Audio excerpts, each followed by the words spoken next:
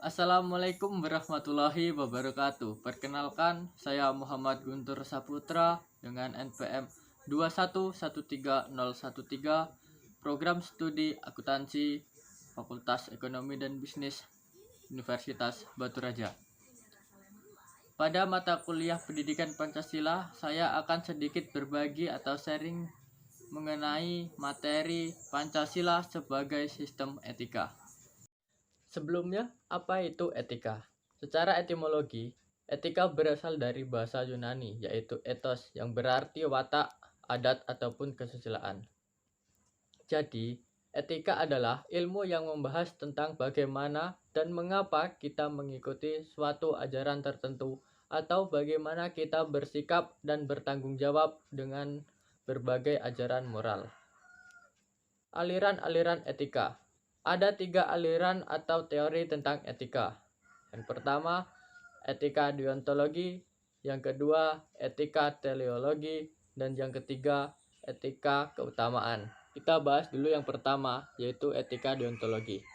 Etika deontologi memandang bahwa tindakan dinilai baik atau buruk berdasarkan apakah tindakan itu sesuai atau tidak dengan kewajiban.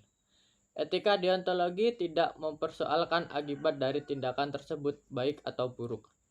Kebaikan adalah ketika seseorang melaksanakan apa yang sudah menjadi kewajibannya. Tokoh yang mengemukakan teori ini adalah Immanuel Kant.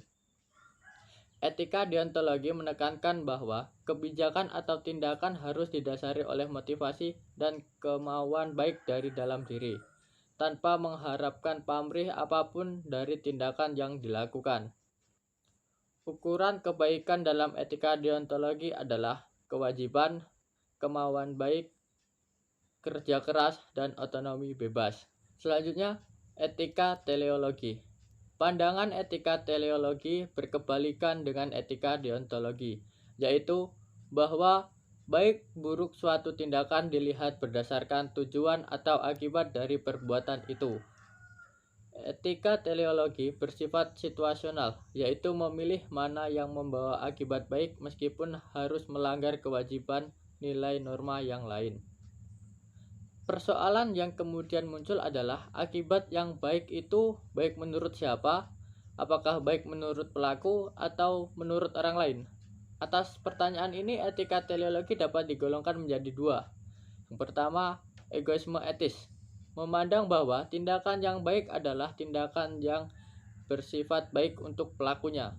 Yang kedua, utilitarianisme. Menilai bahwa baik buruknya suatu perbuatan tergantung bagaimana akibatnya terhadap banyak orang. Etika keutamaan. Orang tidak hanya melakukan tindakan yang baik, melainkan ingin menjadi orang yang baik. Karakter etika ini tidak mempersoalkan akibat suatu tindakan, tidak juga mendasarkan pada penilaian moral pada kewajiban terhadap hukum moral universal, tetapi pada pengembangan karakter moral pada diri setiap orang. Hal ini dibangun dengan cara meneladani perbuatan-perbuatan baik yang dilakukan oleh para tokoh besar. Selanjutnya, Pancasila sebagai norma moral.